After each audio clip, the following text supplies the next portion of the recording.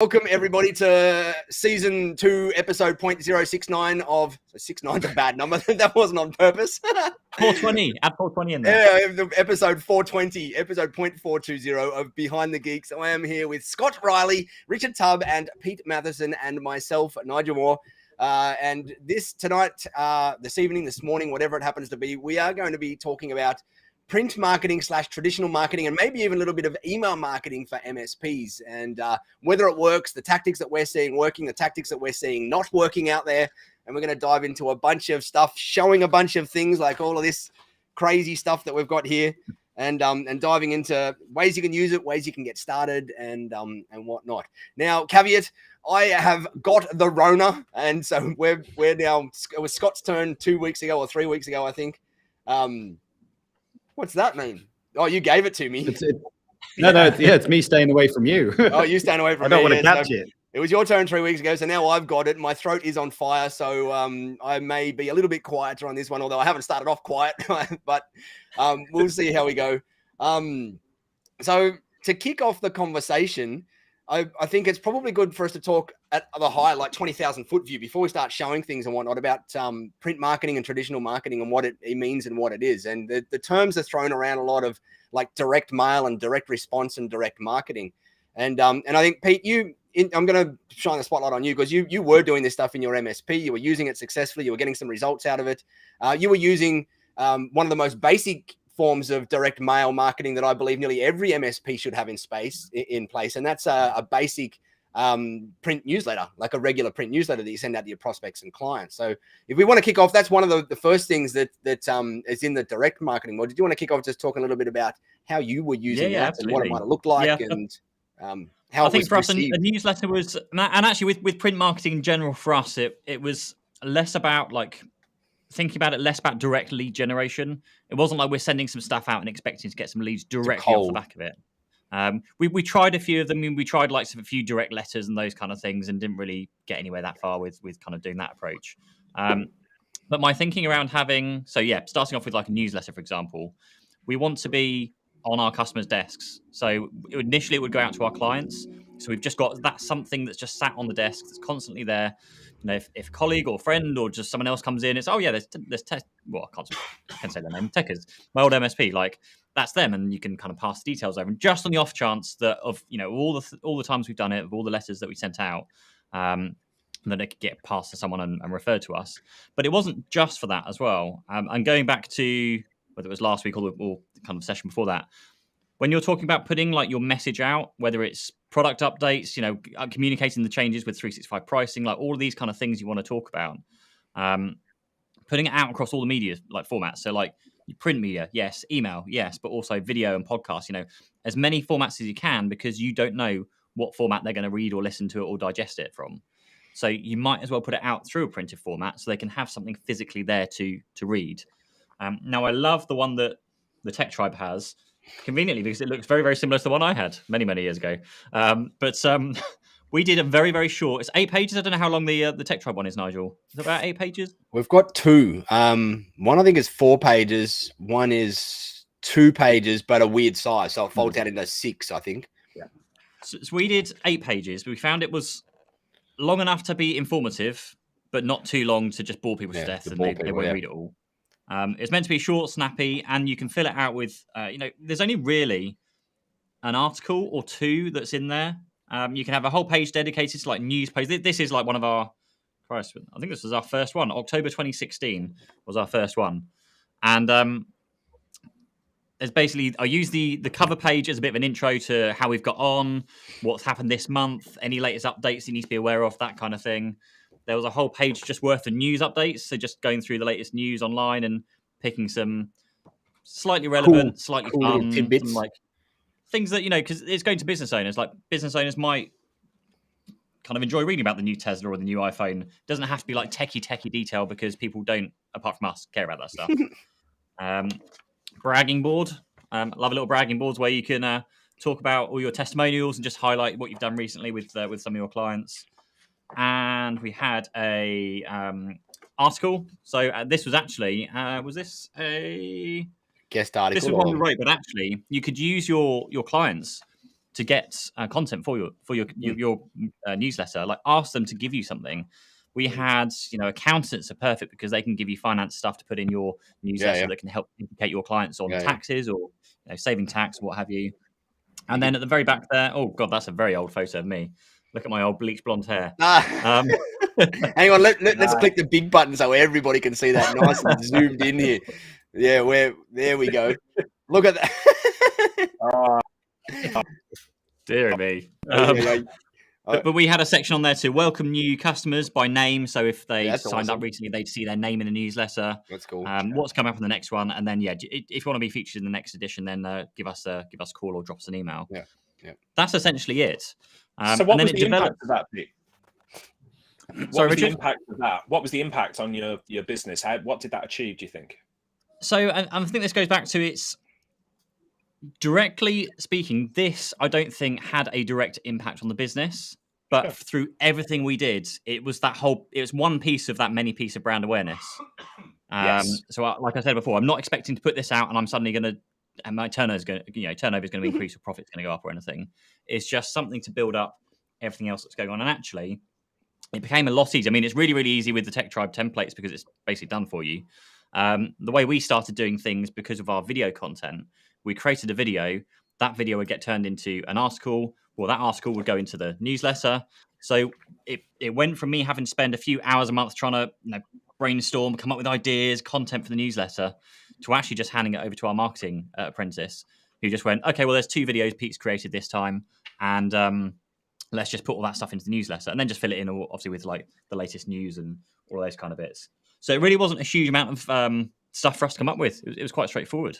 Was your cadence monthly or quarterly or we did monthly, and it got to the stage where, and this is the interesting one that I was told to try at some point, stick to a regular schedule like if you're doing it monthly, and then purposely skip one month and just see what happens. See if your clients notice, see if someone asked and said, oh, where's the edition of your newsletter? I was expecting it. And then you get to know if people are actually bothering to read it or not. But also, we had, and just goes to the power of like having newsletters. We had, from our first edition we sent out, one of our clients came back to us and said, oh, Pete, received your newsletter, like loved it, read it from cover to cover.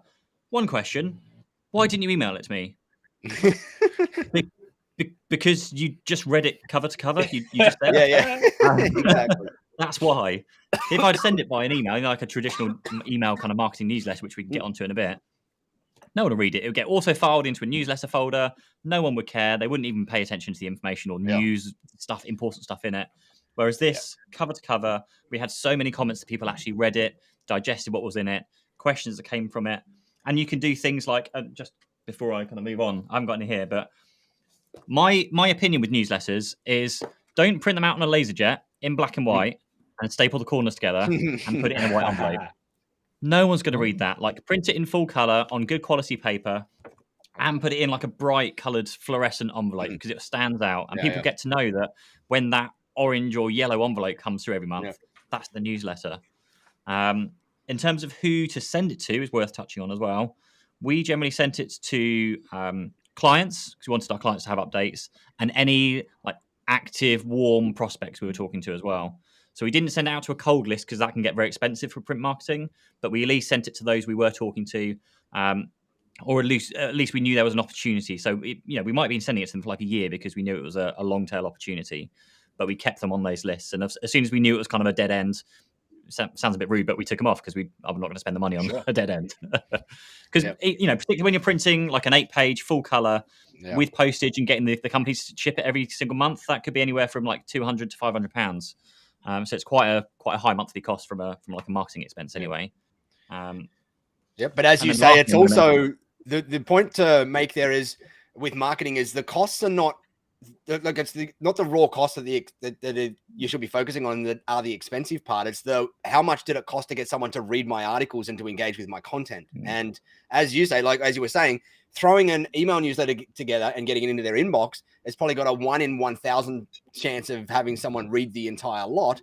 Putting that awesome looking newsletter on their desk in front of them has probably got a 1 in 5 chance of someone reading the lot. So your costs of someone reading the whole lot are far cheaper than someone reading the whole lot in an email. And so your costs there are cheaper than email marketing, doing that marketing. It's just a lot of MSPs, a lot of people, like all of us, start off looking at these things going, crap, like $500 a month or whatever it is, that's expensive, not realizing that it's even more expensive to do bad marketing out there and to go and focus on email or whatever it happens to be that's going to get you even less results than what this thing is. And so I think that's such an important point, is just the costs are not the cost. The costs really are the costs of not doing this stuff is what the costs are.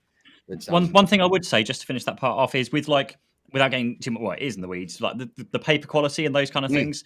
I don't know if you have them anywhere else in the country, but in the UK, I found this company called Solar Press. This not sponsored. Not getting anything from it, but it's basically a collection of all the different paper types that they have in one little kind of folder. So you can flick through, find the quality that you like, all the embossed stuff, all the like pre-folded.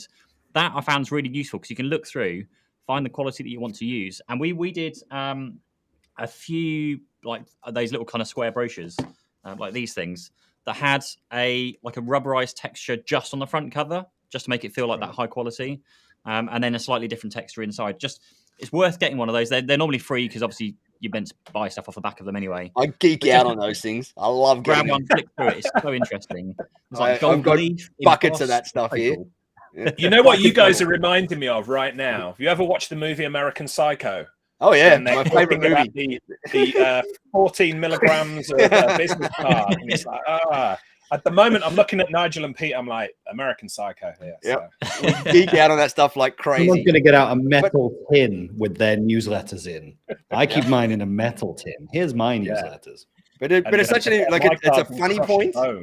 It's a funny point, but it is also like your font, your matte gloss, whatever it happens to be, the cardstock, everything is a reflection of your brand. And as Pete said, you print it out on 80 GSM copy paper, and that's what people see as your brand. The cheap, dirty, nasty one that can't be bothered spending an extra 30 pence or whatever it is on high quality stock. And so stock is such an important part in here. And yes, that scene in American Psycho is one of my favorite scenes in any movie of all time. When he goes on, but it is so darn true. Like stock is so important, and the whole thing is just a complete representation of you, your business, your underlying thing. And I think, Richard, you say this a lot, is how you do one thing is how you do everything. And in the marketing world, that is so true. Like when a prospect goes and sees something really high quality, like Pete's print newsletter there, they automatically assume that everything else in your business is high quality. You take a high quality approach to your service delivery, to the way you dress, to the way that you show up, to the way you look after their business. And it's such a true reflection of how you do one thing is how you do everything out there. Yeah, there was an analogy I wanted to make as well there, Pete. I was asking you about like what was the direct impact on your business, and of course it's really difficult to measure, isn't it? Really difficult, but you know it's a good thing. And the analogy I would make with this type of printed newsletter and any of these type of things that you do, nobody is with PR. So we used to invest a lot in PR when I ran the MSP business in Birmingham. So we were regularly in the local press, regularly, being featured and stuff. Now, nobody ever in the history of PR has picked up the phone and said, Richard, I saw you in the Birmingham Evening Mail. We've got to work with you. Ever. But when we went to business networking events and things like that, I would introduce myself and people would go, I saw you in the local paper. Yeah, we've been meaning to speak to somebody about it. And it was that credibility building. And I think to your point, Pete, it's exactly the same. It's like, who are we? What do we stand for? Are we experts? None of it's going to lead to a direct sale, yet all of it's going to lead to a direct sale, if that makes sense. So yeah, definitely. I'll self-promo myself because I've just got some stuff here that I shot yesterday for some videos. So we've just uploaded an award entry. So yeah, another printed, very, very similar to like this kind of format, the square format. We uploaded an award entry kind of brochure that we used that basically won us like customer service of the year, best medium business, but like best business of the year. Plenty of show off kind of little titles and things here. But just having something that makes yourself stand out a bit. Going back to the analogy there of like printing things out on crappy LaserJet printer with staples in the corner. Very similar with the like award entries. Most people just fire up Microsoft Word, type it out, get their word count, whatever it's going to be, and then email it across. Actually, if you were to do a nicely presented thing, make it look pretty, like all the kind of key stats and everything you need for an award entry, print it on really good quality paper, post it to them, that's going to make you stand out above and beyond like all the other ones that have just sent in an email. So it's just looking for ways that you can kind of make sure, like what you're saying, Nigel, like to make sure that everything you're doing looks to be that premium quality, so it reflects in your service and everything else you do as well. It's the same thing we did with video, trying to make a real good effort with video from day one, so you get that good quality, so you don't kind of have those wobbly, shaky hand mobile phone videos instead. Yeah. But yeah, I think if you make an effort in your marketing, as long as you actually have a good service to back it up, then it all kind of reflects on itself and helps yourself out as well. Exactly. Scott, you're the quiet one tonight. Oh, hang on, I am. This is all new to me, and maybe I'll be the voice of the skeptic in the audience who maybe is looking at it and going, well, print seems hard and difficult and expensive by the sounds of it. I'm hearing like an extra $6,000 a year on some newsletters that sound really nice and really pretty, but don't have a direct return that I can monitor and track. And I'm at a stage where I need to make every penny count. And so email marketing to me seems a bit more monitorable and a bit more measurable. Like I know I can hit a list. I know I can see how many people opened it and clicked on it and, engaged it in some way. And maybe I can then make some decisions like we do with our videos to go, well, the audience was interested in this, but not this, but not that. I can tailor and I can change, but I won't get that in print. And so maybe that's my mindset. Yeah. But you do if you do it properly. And so, okay. Do you know, have you guys heard of Dan Kennedy, right? One of the world's most amazing marketers out there, written some amazing books on marketing and whatnot. And he's got one of his rules that he has in any marketing out there is that every single piece of marketing that you put out into the world should have attribution built into it, right? So you should be able to figure out whether that dollar that you're putting out there is returning $1 or 10 back to you. And so with print marketing, especially when you're doing targeted campaigns, say you're going to do you're going to grab a list of people, like a list of local business owners or whatever, and you're going to run a print campaign out to them, you need to make sure that you're not sending them a brochure. Because if you send them a brochure, you can't tell whether they're the people that are calling you back or whatever. You have to send them a very specific offer, and that offer has to be attributable to that particular campaign. And so a particular example that we're about to launch to our Tech Tribe members is what's called the first aid campaign. And it looks like this, like it's a bunch of different things that go out over a spaced period. And it's from one of our Tech Tribe members, Jim Stackhouse. We licensed it from him to go and give out to our members. And so he built this particular campaign and has used it. So he went out and bought a list of, I think it was 1,400 businesses in his local area, and that were all his demographic, like his target demographic. Then he went out and scrubbed that list to make sure he got rid of all the businesses that don't make sense for him to market to, like a hospital or whatever it happens to be, or competitors and stuff like that. And then he sent out this first aid campaign over a 3-week period to those people. With one thing first, and then a follow-up phone call on the 4th day, and then the second part of the campaign or whatever. He has grown his business from 3 or 4 staff to 35 staff and nearly a $10 million turnover by using the first aid campaign and other campaigns, completely print marketing, not focusing on anything else other than print marketing, but knowing that every campaign that he puts out there is trackable, because there's the call to action in this particular campaign is register on this particular landing page here for your free offer. Sometimes, like in this particular print one here, the free offer is 2 hours of IT support. But there's many different types of offers that you can put in a campaign, and you've got to make sure that each campaign that you send out, if you want proper attribution to figure out whether your dollars are working or not, is unique. And if it's not unique, then you're not going to know whether your dollars are working or not, right? And Dan Kennedy is very, very, very strong in making sure that every time you put out an offer, you've got a unique mechanism in there to be able to attribute it back to where it works. And what you'll typically find in nearly most businesses around the world is that when you start doing email marketing and you start doing print marketing, you will often find that the dollar for dollar print marketing will work out better for you than email marketing will, even though you can attribute from both. And as long as you're attributing from both. Now that's kind of painting with a pretty broad brush though, because every marketplace is different. But what you really should be doing is testing. Like you should be going and doing email marketing and print marketing and figuring out what works the most. And that's how Jim started his world, as he went out and did both and realized that this stuff here, for every dollar he puts in, he gets $5 back. With email marketing, for every dollar he puts in, he gets $2 back. And he goes, oh, well, what's the point of doing email marketing when I'm getting crap tons more out of this? It might sound more expensive up front, but it's not the upfront that you got to care about. It's the return that you got to care about. And of course, like there's the whole capital conversation. Like sometimes you just might not have access to the capital to go and put one of these things together. And that's where you got to go out and, because it's even to get results out of these, you're typically looking at 1%, which means for every 100 that you send out, you might get a client or a hot prospect in there. And so that means with a packet of these, they might be $10 to go and do a whole campaign to people. So that's at least $1,000 or $2,000 with postage and everything and all your logistics to go and run that particular campaign, which can be a lot to get started. But on the flip side, you go and throw $2,000 into email marketing, you might not get anything out of there. And so it's one of those things. You got to figure out where you are with your capital, how much capital you can outlay into these things. You got to test. You got to put in enough dollars, as we always say, to get a chance at getting results in these things. You can't go and send out 20 of these and expect to get results because the numbers are not working in your favor. When they're at 1% as a typical response rate, you've got to be sending out hundreds and hundreds of these things in a batch to get a chance to get a result out of them. So Scott, I will say, yes, it's hard, and yes, sometimes if you don't do print marketing with properly attributable campaigns out there, then you don't know what's working, right? It's like throwing mud at a wall and you don't even know what's sticking out there. But the whole goal with any marketing out there is to make sure that you can attribute every dollar you send out there and figure out what mechanisms you can put in place into that each campaign so that you know whether it works and whether it doesn't in there. And all your marketing systems and your CRMs nowadays are pretty good at being able to help you track those metrics as well to figure out how much return you are getting in those dollars. All the ad platforms do it. All your CRMs where you're doing print campaigns can do it fairly easily as well out of there.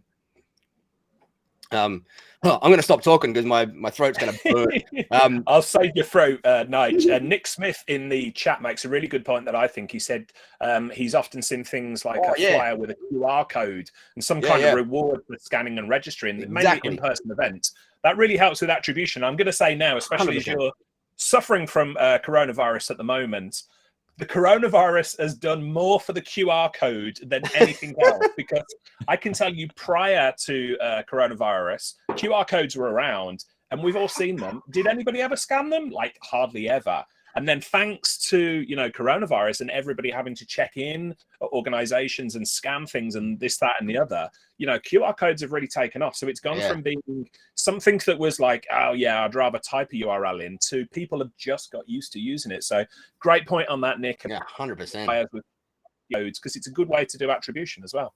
100%. Richard, I think in my brain it makes sense, right? Because like when I get a billion emails a day, trying to sell me something and trying to put something in, my message box or LinkedIn. Hi, I'd just like to connect. We're in some of the same groups, and then it's sell. I'm like, oh man, you just get bombarded with digital messages all the time. And so I get it. I genuinely think like if I was to put something in print, like if I get print stuff through, I look at it. I'll have a flip through the magazines from like the people that we work with. And I might even just be sat on a conference call and having a little browse through, because I know it's that touch, it's that physical interaction that makes it more interesting. It's more of something that I want to flip through in between things, rather than I'll very rarely go back and go, where was that sales message someone sent me in my inbox? Let me just scroll down and find that thing where they were trying to sell me something. And so I get it. And I think your points, guys, around the attribution make a real big difference to me. I think I was looking at Pete's suggestion of a kind of keep in touch newsletter and going, oh man, that sounds expensive to just do a keep in touch kind of campaign and keep people updated. But if it's, like that first aid campaign or something that we're trying to like drive through to an opportunity or to a landing page or to a QR code or something where I can say, hey, we've printed these and sent them out, and we spent a lot, because like you say, we'll do it right, we'll do it high quality, we'll put a lot of effort into getting the look and the feel and the sound and the tone of voice right. I want to know that it turns into something and people were interested. So I love that idea of getting the attribution links or QR. You can put attribution in printed newsletters too. Work. Yeah. Attribution also applies to printed newsletters as well. You can have offers in them for even to existing clients for things in there. And you put, hey, this month we've got a special on HP desktops. Simply mention this newsletter and you'll get $100 off. Like little things like that really help with attribution even in the printed newsletter itself. And it's with any of this direct mail stuff or with anything, like in the whole marketing world, it is all about touch points, right? It's touch points with awesome quality stuff like know, like, and trust. And so doing a first aid campaign or whatever the heck it happens to be on its own in a silo is going to have less results than doing a first aid campaign to somebody, in addition to doing having the printed newsletter going to them. So they're kind of seeing all these multi touch points in there, because that printed newsletter part of it is going to elevate the chances of them responding to something like this when they're getting a great education piece out of that thing. Or like I just saw Gary mention that he's talking about, he just had the cybersecurity brochure done and is about to send it out. This stuff here, this one here doesn't actually have any inbuilt attribution into this thing. It's a positioning piece and an authority piece in the marketing, but it adds cadre and weight to when you go and run one of these specific campaigns out there in the whole direct response world, pushing for a response or pushing for someone to take a particular action. You know, something just to add on to there with the attribution. Even though you're sending digital stuff out, you can very easily track to a certain extent. Just put a unique tracking number, like a phone number on there.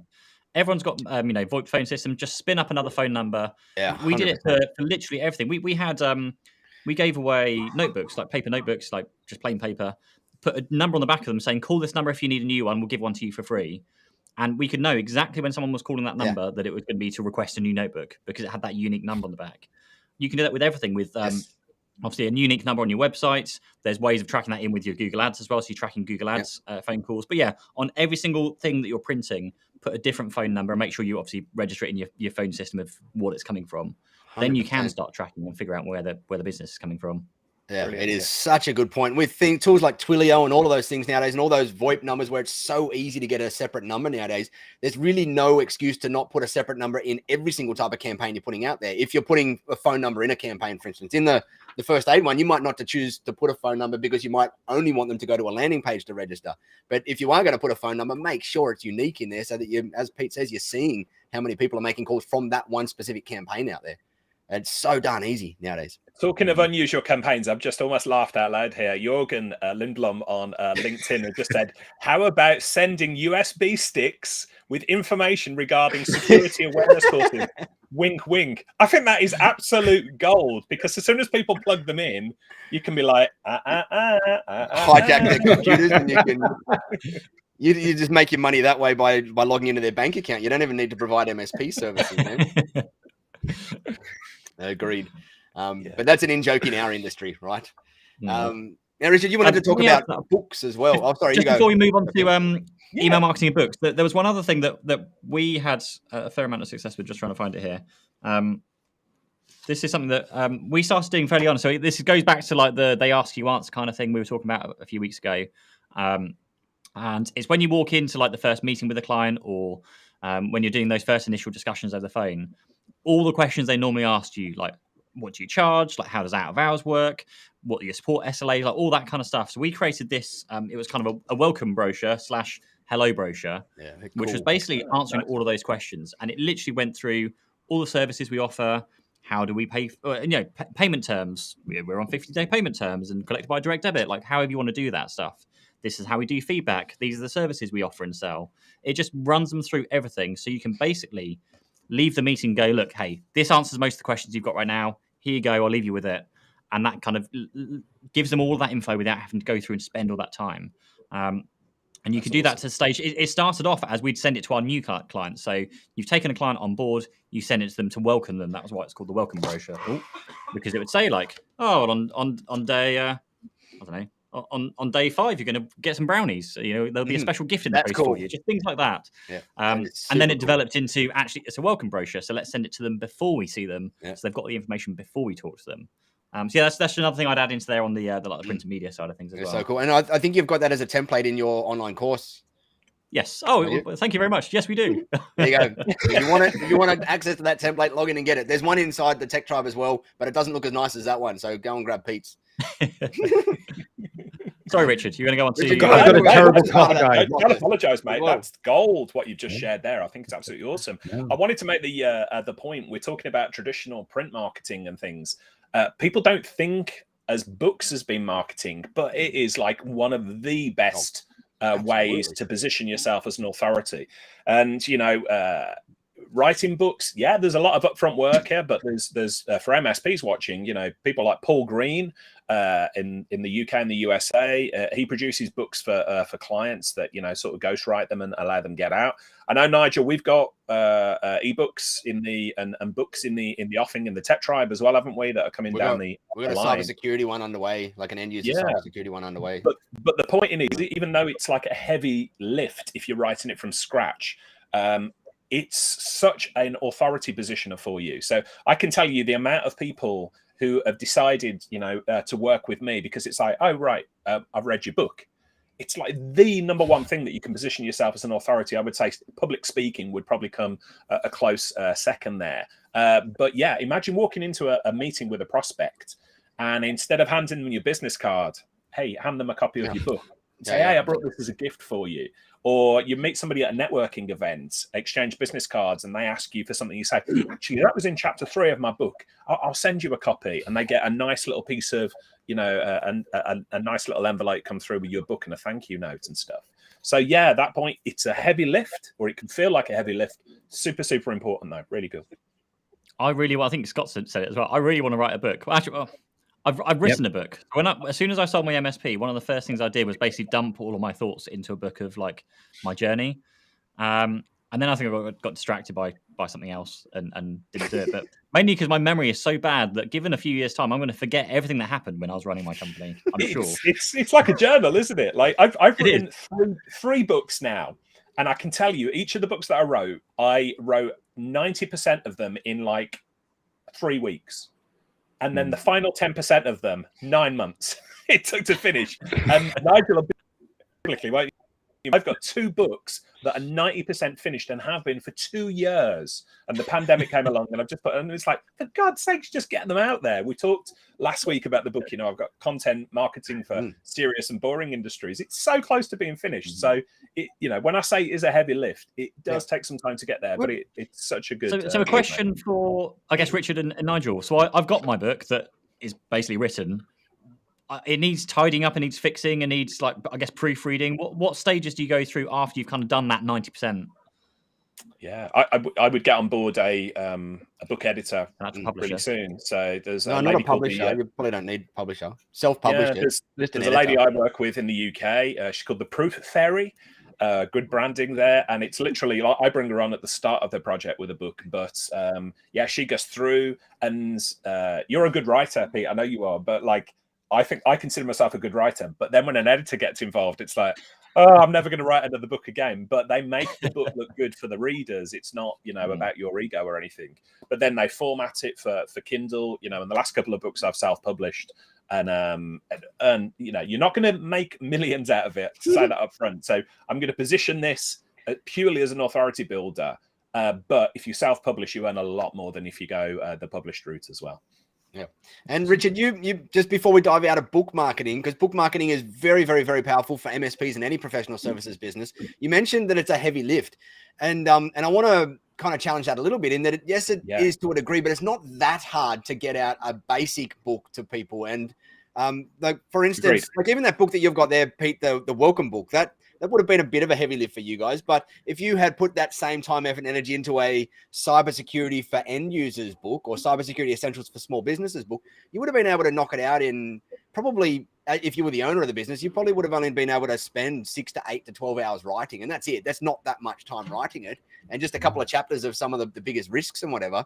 And then you hand it across to, like Pete said, someone else to go and do all that hard work of editing and making it look good and all of that kind of stuff. It's really not that hard to go and put a basic book together. And you can get it something simple out there in like 6,000 words is more than enough of an authority building piece to go and put in front of your clients. And 6,000 words is just a big blog post. That's all it is. And that can turn into a 40-page book with the right points, the right margins and whatever, and images in it can probably turn into a 60-page book, which is an awesome authority building piece that you can go and write in 8 to 12 hours. It's not that hard of work to go and do it. As we said, we're rolling some out inside the Tech Tribe soon. You got Paul Green's got some amazing ones inside his offering. There's tons out there to help you ghostwrite it yourself. But if you did want to pick it up yourself and you got your own ideas around a topic, it's not a massive heavy lift out there. It's something that nearly every MSP out there. You're absolutely right, Nigel. And picking up from last week's conversation that we had on Behind the Geeks when we're talking about content marketing, I just want to make a point here about content upgrades. So Pete, Scott, Nigel, we all talked last week about, you create a blog post and you turn it into maybe a video or a video into a blog post and podcast and so on and so forth. If I say so myself, we did a Tub Talk live this week with 2 experts in this area, Pascal Fintoni and Claire Jenks, and they were talking about upgrades of content. And they were talking about, for instance, if you do podcast interviews with somebody, pull them all together, find the common themes, and turn it into an ebook. So, for instance, we've on Tub Talk, we've recently just about to finish an amazing Women in Tech season. This is prime to be turned into a lovely, glossy book or an ebook. Because we can grab all the interviews, we can have 2-3 pages, with sound bites and photographs and things like that, turns into a book. So for anybody watching this and thinking, I don't know where I would write a book, if you've got any blogs, if you've got any interviews you've done, if you've done any articles, if you've done a presentation, a local chamber of commerce or whatever, these are all pieces of content that you could grab, accentuate perhaps, but upgrade them and turn them into a book. And that's where my book started, out of a series of blog posts. So you're absolutely right, Nigel. I'm probably overemphasizing how it's a heavy lift. It doesn't have to be. Correct. You can get started really soon. And there's great support around you to do it as well. And it's such an authority building piece in terms of your marketing. Like to go out there and as you said, turn up to a prospect meeting and leave a nicely formatted, nicely designed book that's helpful for them is going to elevate you above nearly anyone else that might be bidding for that same piece of business out there really, really, really easily. It might, as we said, it might take you a month to pull it together up front and 8, 10, 12, 15, 20 hours of your time to go and get something together if you're going to do it yourself. But in reality, if that's going to make you stand above the crowd fat in every single scenario that you're going to be bidding against other MSPs out there, that's going to be some of the best 20 hours that you're going to invest and a couple of grand you're ever going to invest into your business out there. Anyway, we were going to talk also about email marketing tonight, which is kind of the flip side to it. And we have mentioned it a couple of times in here because email marketing is just another one of those channels where you can market to cold prospects and warm prospects and whatnot. Who wants to kick off the email marketing side of this conversation and where it can go? And I can see Pete getting itchy there. I think the first thing before you go into like the depths of email marketing is the fact that you need an email marketing system to get everything started. You need to put the data. So something like HubSpot, something like Active Campaign, all the kind of bazillion probably by the Tech Tribe. Tech Tribe one that's coming out soon. But there's getting the data in there is the first key, because you can spend all the time in the world kind of planning out your email campaigns and all these kind of things. But if you don't have a system to put it in, and B, people to email to, then it's pretty useless. Like, you need to go out and build your list. Your list is like one of the most valuable things in any MSP. Obviously, you've got your list of your existing clients, yes, but actually doing the outreach, maybe hiring someone to just go scour LinkedIn to try and collect some data from local businesses, know who your niche kind of ideal target customer is. So if you're going for solicitors of a certain size in a certain location, then narrow that search down and gather that data. I don't know what your opinions are, guys, about buying data. I know GDPR had a bit of an impact on that, but what are your thoughts around buying the data in? It's not something I've ever done, but I know people who have done it, and it depends. We've got a global audience here, haven't we? So I know people in the Australia, perhaps USA, and things. It's a big deal here in the UK, not so much. But I know people who have done it. Not something I've ever done. Scott, have you ever bought a list and marketed to it? Not currently. In our previous business, yes, we bought like about 10,000 business contacts. But what we found was, and we paid a reasonable price for it, is that most of it was out of date by the time it had already been purchased. And so then we had to then go and you had to then go and filter that whole list yourself. And when it was 10,000 contacts, that was a lot of filtering to do. And it just kind of got lost in the ether with the marketing team, as someone had to own that job of filtering that list and validating all the details. Now, it could well be that we bought it from the wrong people, but we paid a reasonable price from a known brand and got 10,000 contacts, and it didn't end up being useful at all. That's not to say that it won't work for everybody, but it wouldn't be on my hit list of things to do. I think I'd rather, for me, build my own list, and that would be by giving away, as we always talk about, giving, give away content or information or knowledge.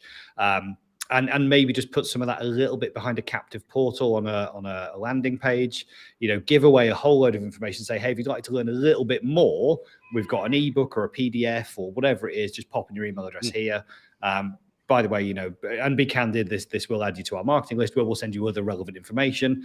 And I think, Pete, that probably ties into your point of saying you need a system that then categorizes those customers, because we're not just going to go and spam them and send them all kinds of stuff they're not interested in. Oh. You know, these people signed up maybe for a cybersecurity brochure, so let's make sure we segment them and we only send them things that are relevant to security, and then we're not annoying them. But yeah, I think I would rather go that way about it. I'm still at a very fledgling stage of that in our business, which is, you know, putting that content out there, and we're probably very bad at harvesting emails into marketing lists, and maybe been a bit scared off by the whole GDPR and you know, EU situation here. So it might well be that's not something that I'm keen on doing. Yeah, the point you make about the segmentation, though, I think is absolutely, it's key to this whole conversation about email marketing, because people often think that the bigger the list, the more success they're going to have. But I would rather have a list of 100 people with 99 of them opening and clicking on my emails every week than a list of 100,000 where hardly anybody clicks on it. So it's not about the volume, and segmentation plays such an important part on there. So, you know, in the tribe, we use ActiveCampaign. I use ActiveCampaign within my own business. But, you know, many of the modern email tools have got the ability to segment by links, but also to look at the behavior of what people are looking at in your email newsletters and other emails, and segment them there. So let me give you an example. You know, Scott, you just mentioned if you send emails out, perhaps you've got a couple of bits in there about M365, and you've got an article or you've got a link in there about cybersecurity.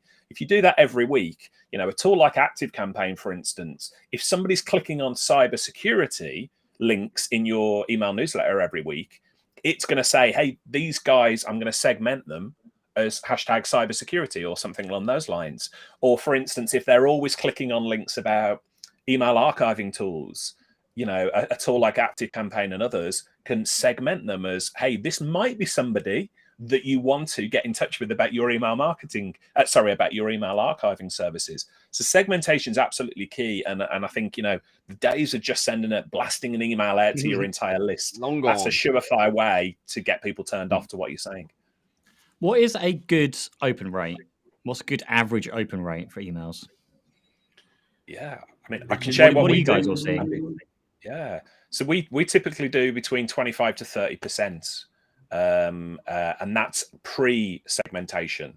So we've only segmented recently. So I know that's above the average for the industry, but it's still not good enough for me. We get much higher in the tribe, don't we, Nigel? Because but obviously it's segmented by. We're a captive audience too inside the tribe, and so we typically get 40 to 50% in a lot of ours, but that's because that's marketing or emails to our members, right? So it's completely different, and it's like weekly wrap-ups and weekly news. When we're doing email marketing in the tribe, we typically see those same sort of numbers. When it's going out to prospects that aren't a tech tribe member, it's the 20 to 40% range that we'll get.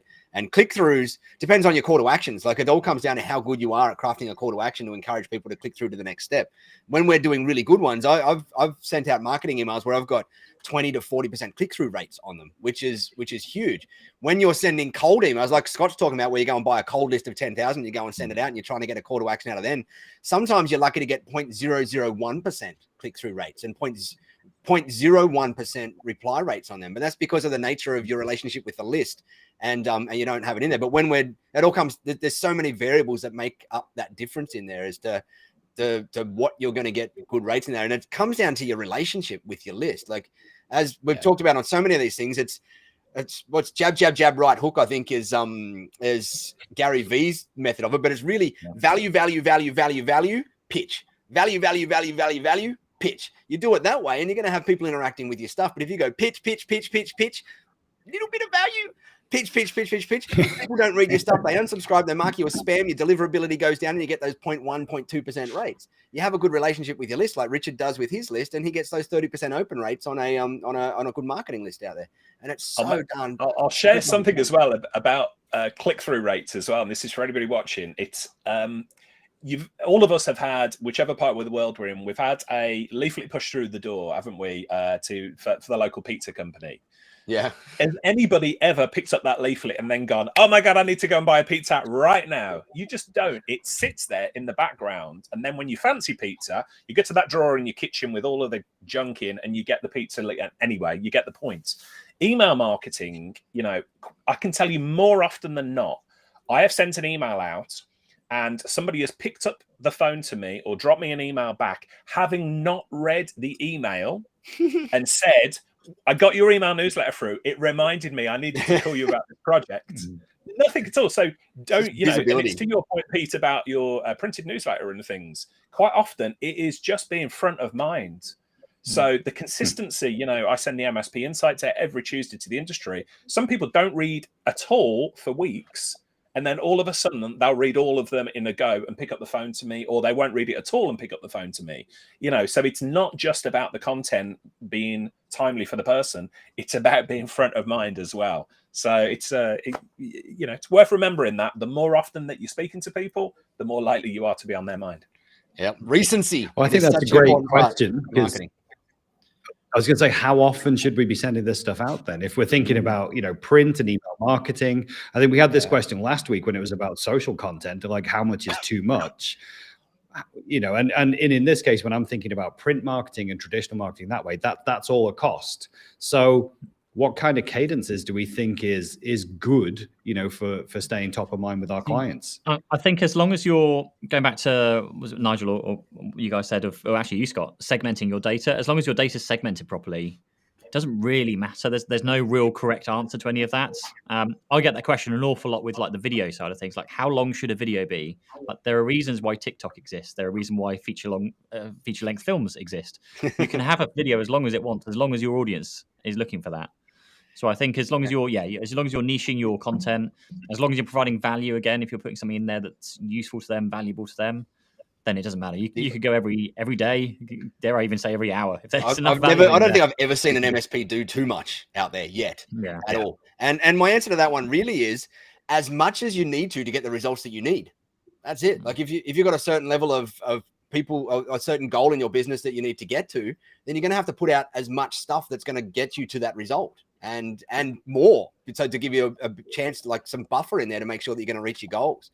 And as I said, most MSPs, like I've never seen an MSP putting out too much stuff yet, and I don't think I ever will. I've rarely ever see any business putting out too much stuff. Like the problem is always not putting out anywhere near enough stuff, and the other problem is putting out the wrong stuff to the wrong people, untargeted, unspecified, unsegmented as well. That's the other part of the problem there. But it's never putting out too much stuff. It's just putting out the wrong stuff to the wrong people at the wrong time is always the problem. Out of interest, for those who are watching and listening or what have you, if you're watching now, in the comments down below, can you write how often you're doing your email marketing? If it's like a weekly newsletter, if it's like a monthly thing, a daily thing, just love to see. Interested. So you don't have to cover it now, but just interested to see what responses. Let's see if we get anyone using the chat box. Come on, guys, I'd like to see. And feel free to throw a big fat note 0 in there if you're doing nothing, because most of us at one stage we're doing nothing. Perfectly okay. Right. Yeah, and I saw inside the tech tribe. I guarantee what's holding people back is time. Yeah, it's time to do this, because you get marketing teams and you hire a marketing person and you hire a bunch of marketing people, but they are not able to write the content that you want because they don't truly understand the business or what it is that you do, especially in an MSP. What are the technical issues? What are the interesting news stories? So the marketing team can be, a barrier to this. It's great that they can prepare all the materials and they can monitor the campaigns, but they can't put the content together. And in smaller MSPs, that comes down to, a lot of the technical teams or the business owner to write the content and produce the content and write the theme tune, sing the theme tune. What was that off? It is, but that really doesn't, like, that excuse is so hard to use nowadays when you've got services like Paul Green's out there that's got that baseline level of your nurturing content at a really, really, really cheap price out there, at a really, really, and all he needs then is just a marketing intern or an admin person to go and roll it out. He's got, I don't know how much in his pack each month is included, but it's 100 odd different pieces probably by the time you break it all apart and stretch it all apart and throw it up there. And even then, that's still not enough to go and get out there each month for most MSPs. It's kind of just the surface level stuff you should be doing before you start stacking all this other stuff on top. So I think, and sorry, you go, Scott. I was going to say, I think that's fair, but do you know what happens when you outsource your entire marketing campaigns like that to someone else? Is that you completely lose your personality and tone of voice. Yeah. And that's what I was saying. That's kind of the baseline. You stack your voice on top of all that stuff. Like that stuff's kind of your baseline layer that's there behind the scenes doing stuff so that your Facebook pages are active and all of that, your social media accounts are active. Then you do what you're doing, like your awesome video YouTube channel on top which is where your personality shines through. And it's kind of, you need both of those things in there. You can't do one or the other and expect as good results as having both happening at the same time. No, I think that's fair. We outsource so much stuff that we are not the best at. And I think there's perfect room for us to find. Maybe we just haven't found the right partner when we pulled together an outsource set of campaigns that would write our weekly blogs and, monthly email shots and stuff like that. And it's maybe just about finding the right partner. I just know we had some experiences where it just wasn't working. Like, that's not how we talk to people. That's not how, that's not our personality. And so you spend more time rewriting it and then going, well, hang on, we pay you guys to do this. I think that's why I'm a big fan of the approach of like that Gary Vee approach of you're creating the top of the top of the funnel content. You're creating that top level stuff. And then it's the outsourcer's job just to kind of digest that into all the various mediums and formats. Cut and syndicate. And so it does mean you are spending the time creating that first bit of content, but that's, I mean, if you can turn one bit of content into something insane like 600 pieces of unique content or something, if you can do, but and that's even just you guys as simple as a video into a blog post, into an article, into a newsletter, that kind of thing. Even if you get 5 pieces out of one piece, it's still a great place to start. It's coming out with your voice then when you're doing it that way. That service, a shout out, is it Amy Woods, Richard, that's over there that runs that Content 10X service?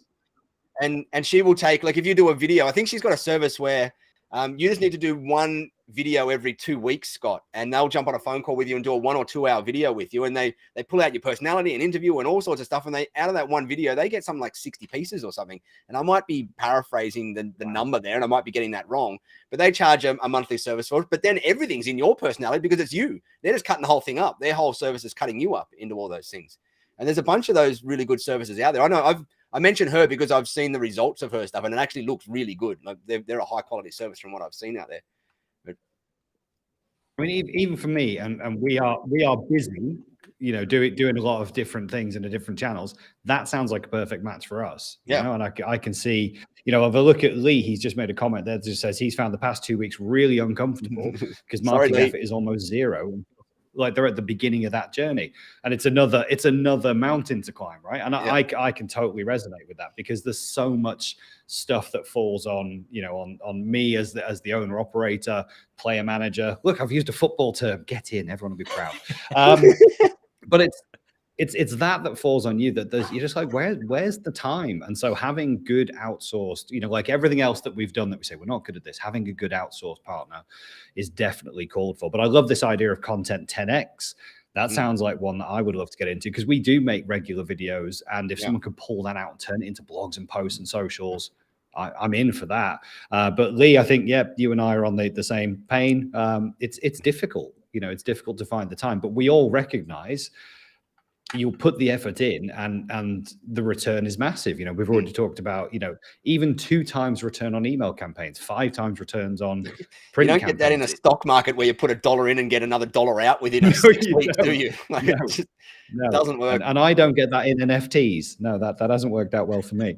But yeah, this is amazing stuff. I'm learning loads this week as well, which I'm loving. So I really appreciate I think guys. One thing to touch on there, particularly with Lee, like Overwhelm and things from Gary's not doing a newsletter. There's lots of people that are worried they're not doing enough. I think certainly, at least talking about the smaller end, like the nimble MSP end, I feel like you shouldn't be putting as much focus on like the marketing and outsourcing and those kind of things. Just focus on actually delivering the best service you can, because that will kind of market itself. Spend the time actually making sure the best service you have is there. So when you do come to the marketing, it then just enhances it and grows it that way. The whole thing we had when we started doing marketing was like, right, our business is growing, it's doing really well, we're organically growing. What if we can just do this marketing thing and do it well? Then it will just accelerate what we've already got. Throw some fuel onto kind of an already existing fire. Yeah. And that's and it.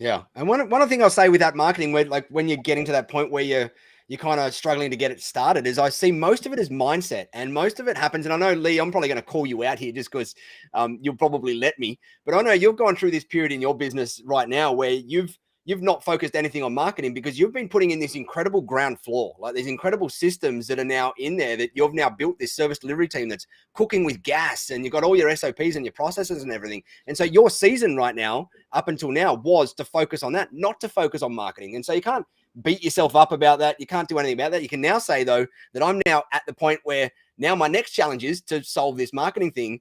And I'm going to go and learn and be uncomfortable like you are now and do all that stuff. And this is my next season in here. But what you've got to build as you've gone through that, and what you are building now, is the confidence in yourself to know that what you're doing for your clients is a good thing. And that's probably the biggest, I probably butchered the way I wanted to get that out. But what I'm trying to say there is, most MSPs, when they're struggling to switch into marketing mode to go out and market their business, the main reason is not a time issue or I don't understand the tactics, or I don't understand the strategy, or I don't have the money. It's actually confidence in themselves and their product to deliver behind the scenes.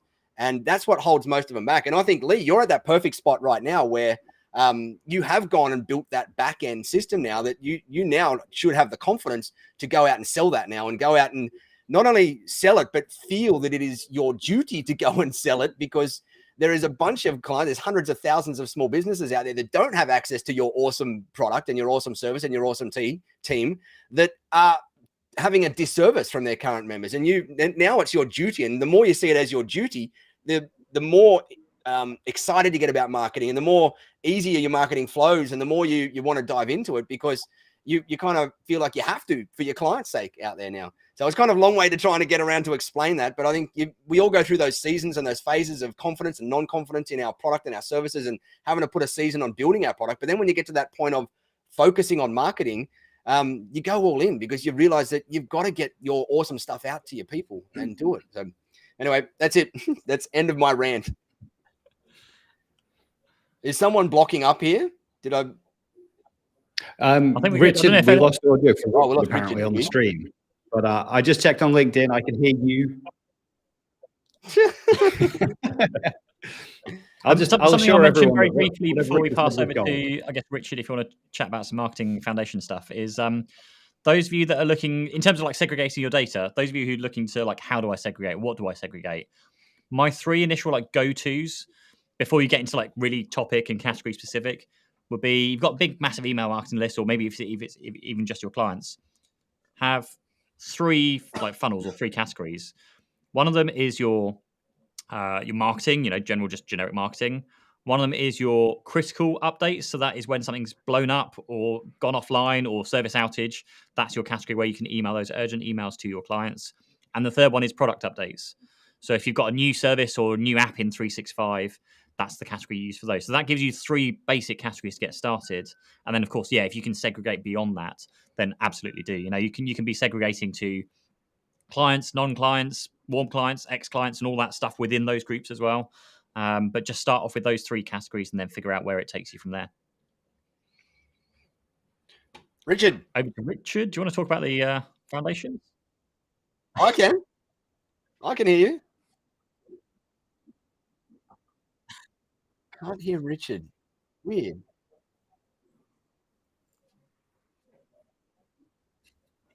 Yes.